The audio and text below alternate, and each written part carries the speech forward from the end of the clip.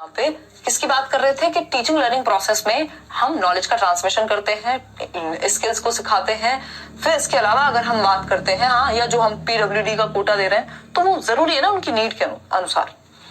ठीक है जी। अगर हम बात करें तो formation of attitudes, values and behaviour.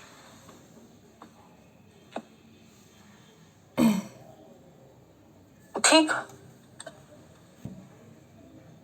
देखिएगा बाइपोलर एंड ट्राइपोलर प्रोसेस। अब आती है टीचिंग की। ये दो तरह की प्रक्रियाएं हैं। एक को हम बाइपोलर कहते हैं जिसको हम द्विध्रुवीय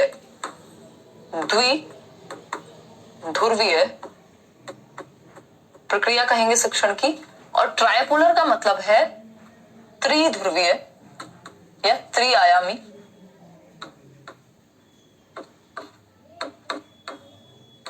प्रक्रिया इसकी शिक्षण की। ठीक है, ये बाइपोलर और ट्राइपोलर दो तरह की प्रक्रियाएं हैं। इनको हम एक एक करके समझेंगे, फिर हम इस पे बात करेंगे। ठीक है,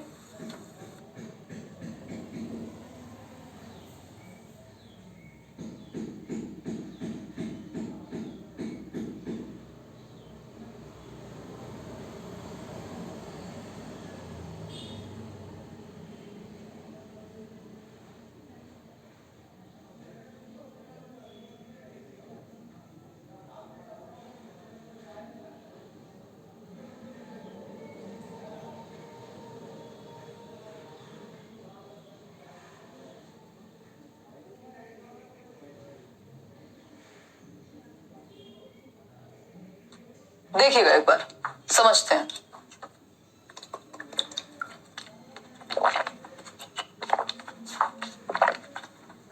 बिल्कुल सही कह रहे हैं आप दिनेश, आई थिंक कह रहे हैं समानता के लिए समता जरूरी है, यानी for equality you will need equity first. ठीक है, चलिए समझते हैं। देखिएगा क्या कह रहे हैं, मुझे दोबारा देना पड़ेगा सीटेट। कब? अगर कर लिया क्लियर तो दोबारा देने की जरूरत नहीं है, पूरा क्वेश्चन पूछना। अच्छा, यूनिट नहीं बुक में होनी तो चाहिए यार, एक बार चेक करके बताएंगे। इस नाम से नहीं होंगी शायद। देखिए समझते हैं। अगर हम बात करते हैं बाइपोलर और ट्राइपोलर एजुकेशन की, आपके सामने ट्राइपोलर है, अभी पहले बाइपोलर की बात करेंगे। इसकी बात कर रहे हैं बाइपोलर एजुकेशन। बाइपोलर, बाय का मतलब ही होता है टू, जिसमें दो साइड्स हो। बाय मतलब टू। ठीक है, वर्ड है आजकल बायसेक्सुअल, या फिर अगर हम बात करते हैं नहीं डाइसेक्ट होता है वो तो खैर, और भी कुछ इस तरह के वर्ड्स आपको देखने को मिल जाएंगे। बाइपोलर मतलब दो पोल्स हो जिसमें, ठीक है, टू की बात हो रही है। बाइसेक्सुअल मतलब जिसको दोनों जेंडर्स में इंटरेस्ट हो। ठीक, तो ये क्या हुआ, बाय मतलब टू। यहाँ पे बाय का मतलब सिंपल हुआ टू साइड्स हैं, सिंपल बात है। ठीक है, बायलिंगुअल हम जनरली कह देते हैं। बायलिंगुअल मतलब दो भाषाएं जानता है भाई। ठीक है, बायलिंगुअल, ठीक, यानी द्विभाषी। ठीक, यानी बुक क्या है, बायलिंगुअल है कि नहीं है। समझ पा रहे हो ना बात को। अगर हम बात करते हैं तो यहाँ पे दो पोल हैं, यानी पोलर मतलब पोल, दो ध्रुव हैं। किसके? एजुकेशन के दो ध्रुव हैं, तो हम कह सकते हैं द्विध्रुवीय शिक्षा। किसने माना कि शिक्षा के दो ध्रुव हैं, दो पोल्स हैं? वो दो पोल्स कौन से हैं? एक तरफ है टीचर और दूसरी तरफ है बच्चा, है ना। टीचर यानी शिक्षक और दूसरी तरफ है आपका स्टूडेंट या लर्नर कह लीजिए। आजकल तो बहुत लोग लर्नर वर्ड यूज करने लगे। पहले मैं देखती थी कोई भूल के भी नहीं करता था, लेट्स लर्न के आने से काफी अंतर आया है। स्टूडेंट यानी शिक्षार्थी या विद्यार्थी कह लीजिए आप। ठीक है, शिक्षार्थी।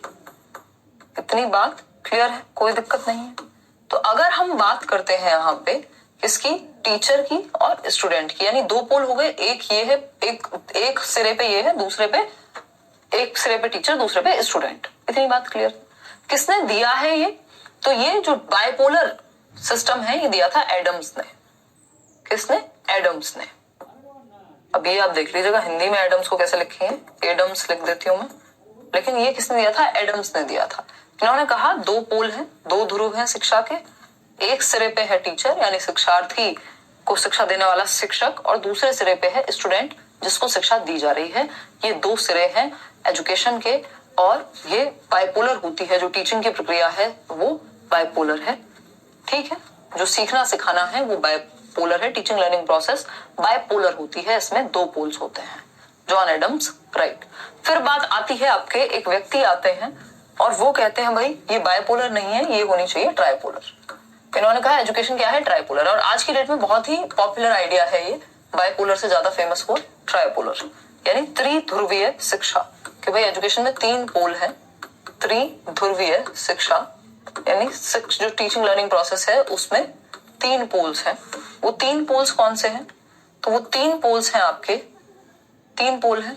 एक तरफ होगा टीचर, यानी कि भाई जिसके द्वारा एजुकेशन दी जाएगी। फिर दूसरी तरफ होगा स्टूडेंट, दूसरी तरफ कौन होगा? स्टूडेंट यानी विद्यार्थी होगा।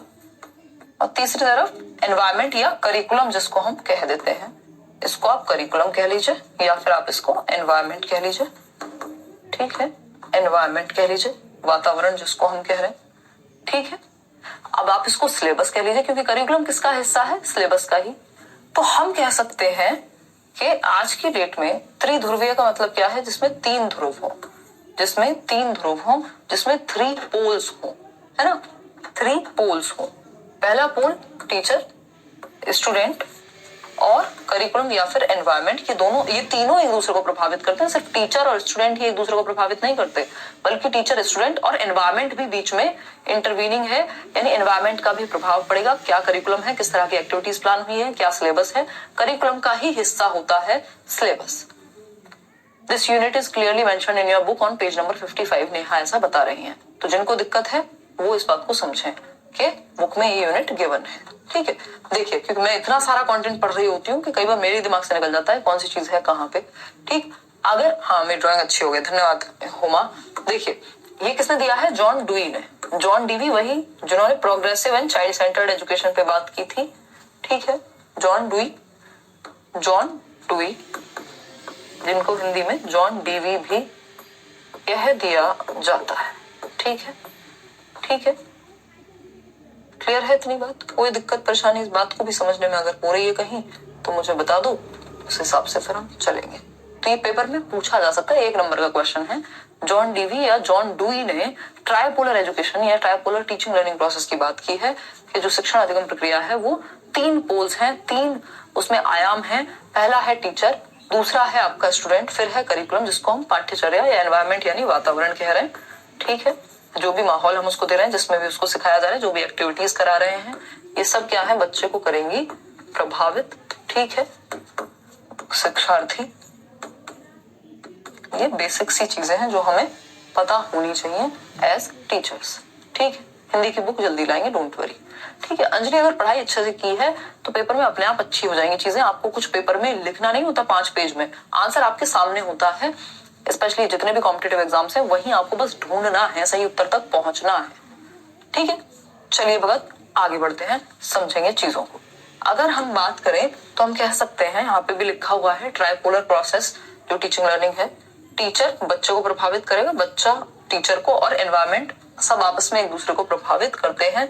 तो ट्राइपोलर का मतलब है जहाँ पे तीन पोल है, जहाँ पे टीचर, स्टूडेंट और करिकुलम, या हम इसको एनवायरमेंट या सिलेबस भी कह सकते हैं। अलग अलग जगह पे आपको अलग अलग मिल सकता है। अब कुछ चर होते हैं टीचिंग के, कुछ क्या होते हैं? चर होते हैं, वेरिएबल्स होते हैं जो चेंज होते रहते हैं। चर का मतलब क्या होता है? वेरिएबल्स। ठीक है, चलिए बहुत बढ़िया भगत, अच्छा लग रहा है आपको। 1 भी होगी अमन। देखिएगा, अगर हम बात करें वेरिएबल्स ऑफ टीचिंग यानी शिक्षण के चर, शिक्षण के चर। ठीक है, क्या है भाई शिक्षण के चर? यानी वेरिएबल्स जो वेरी करते हैं, जो चेंज होते रहते हैं, जिनमें परिवर्तन होता रहता है और टीचिंग की प्रोसेस चलती रहती है। ठीक है, टीचिंग या इंस्ट्रक्शन, अनुदेशन यहाँ लिखा हुआ है। इंस्ट्रक्शन मतलब अनुदेशन। ठीक है जी, टीचिंग आप इसको कह सकते हैं। क्या क्या है इसमें समझते हैं एक बार। ठीक है, बाइपोलर जॉन एडम्स और ट्राइपोलर जॉन डुई। जॉन भी पता नहीं उनके नाम में है कि नहीं, बस एडम्स याद रख लेना। अगर हम बात करें, क्योंकि एडम एक इकोनॉमिक्स वाले भी हैं, अगर हम बात करें, नहीं अगर नोट्स बना लेते हो, क्लास चलते हो, फिर क्या दिक्कत है, बस वो पीडीएफ वगैरह डाउनलोड कर लिया करो। इंडिपेंडेंट वेरिएबल, इसमें है 3 चर, 3 वेरिएबल हैं जो चेंज होते रहते हैं। द टीचर यानी शिक्षक क्या है, इंडिपेंडेंट यानी स्वतंत्र चर है। स्वतंत्र चर कौन है, टीचर। टीचर क्या है, स्वतंत्र है, यानी शिक्षक क्या है, इंडिपेंडेंट है, डिपेंडेंट नहीं है किसी पे, वो प्लान बना के लाता है और चीजें होती हैं, ठीक। फिर आता है इंटरवीनिंग वेरिएबल्स, यानी मध्यस्थ चर बोलते हैं इनको। क्या बोलते हैं, मध्यस्थता करते हैं ये बीच में, है ना, ये बीच में रोल प्ले करते हैं मध्यस्थ चर। इसमें क्या है, लर्निंग एक्सपीरियंस। लर्निंग एक्सपीरियंस का मतलब क्या है, शिक्षण का अनुभव, अधिगम का अनुभव, या एनवायरमेंट, ठीक, या एनवायरमेंट। जो एनवायरमेंट दिया जा रहा है, जो अनुभव है, जो एक्सपीरियंस दिया जा रहा है, वो क्या है, मध्यस्थता करता है बीच में बच्चे और टीचर के, ठीक है। फिर आता है डिपेंडेंट वेरिएबल, यानी जो क्या है, स्वतंत्र नहीं है, परतंत्र है एक तरह से, है ना, परतंत्र चर लिख लीजिए, यानी जो डिपेंडेंट है किस पे, टीचर पे और एनवायरमेंट पे, वो है बच्चा यानी शिक्षार्थी या स्टूडेंट, ठीक है। तो ये तीन चर हैं जिनको समझना जरूरी है। वेरिएबल्स ऑफ टीचिंग इनको हम कहते हैं, यानी शिक्षण के चर कहते हैं जो चेंज होते हैं, है ना। वेरिएबल में, ये इंस्ट्रक्शन में या टीचिंग में अगर हम बात करें तो पहला इंडिपेंडेंट कौन है, स्वतंत्र कौन है, टीचर।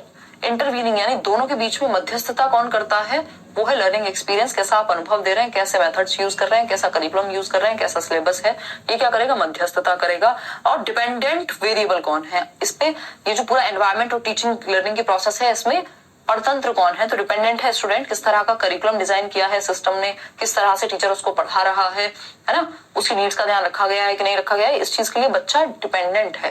पॉलिसीज जो चेंज हो रही है, बच्चा तो नहीं कर रहा जाके डायरेक्ट, बट हाँ इनडायरेक्टली उसकी नीड्स का ध्यान रखा जा रहा होता है। तो हम इतनी बात याद रखने में, मुझे नहीं लगता आपको और मुझे कोई भी समस्या होनी चाहिए कि अभी हमने कई चीजें समझी है। इंस्ट्रक्शन का मतलब यहाँ टीचिंग है, ठीक है जी, बहुत बढ़िया वैशाली। तो इतना तो हम याद रख सकते हैं मेरे ख्याल में, कोई समस्या इस बात को समझने में नहीं होनी चाहिए।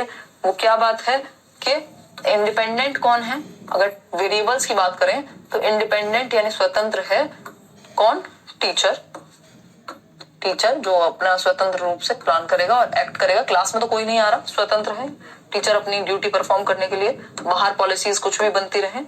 जो मीडिएटरी या इंटरवीनिंग है, जो इंटरवीनिंग वेरिएबल है, इंटरवीनिंग वेरिएबल कौन है भाई, वो है आपका करिकुलम या एक्सपीरियंस लर्निंग का अनुभव, ठीक है। फिर थर्ड आपकी एक चीज है जिसको हम कहेंगे क्या, डिपेंडेंट वेरिएबल।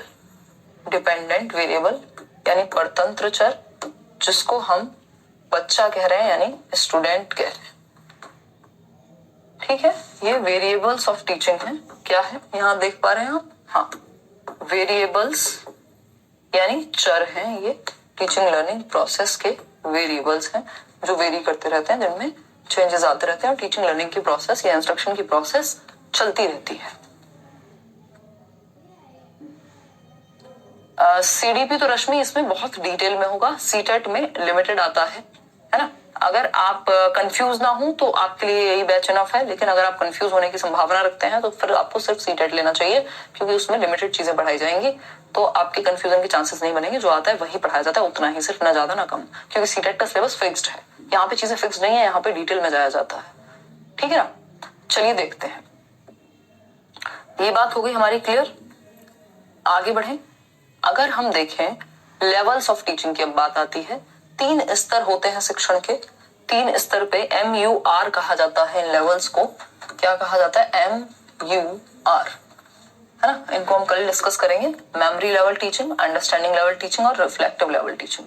जो सबसे हाईएस्ट लेवल है वो है मेमोरी लेवल, स्मरण, सॉरी रिफ्लेक्टिव लेवल, चिंतनशील, ये हाईएस्ट है, ये क्या है, हाईएस्ट है जो रिफ्लेक्टिव है, और मेमोरी लेवल जो है वो लोएस्ट है। इसको कल हायरार्की में समझेंगे, ठीक है। इतनी बात क्लियर है। नहीं, सीटेट का सिलेबस चेंज होना अभी तो बहुत मुश्किल है, इस बार तो मुझे नहीं लग रहा कि होगा बिल्कुल भी, है ना, इस बार नहीं लग रहा मुझे।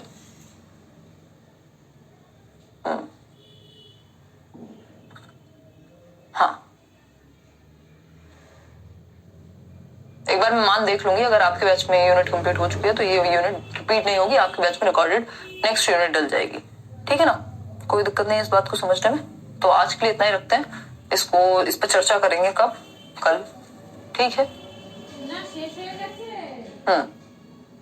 नीट प्लस वैकेंसी कब आएंगी, देखो वैकेंसी, हाँ D+B फॉर श्योर काम आएगा। और इसके अलावा भारतवर्ष में ऐसा कोई एग्जाम नहीं है टीचिंग का जहां ये बैच काम ना आए, चाहे वो D+B हो, रीट हो, यूपी टेट हो, एचटेट हो, कोई और आपका एग्जाम हो, छत्तीसगढ़ का हो, तमिलनाडु का हो, उड़ीसा का हो।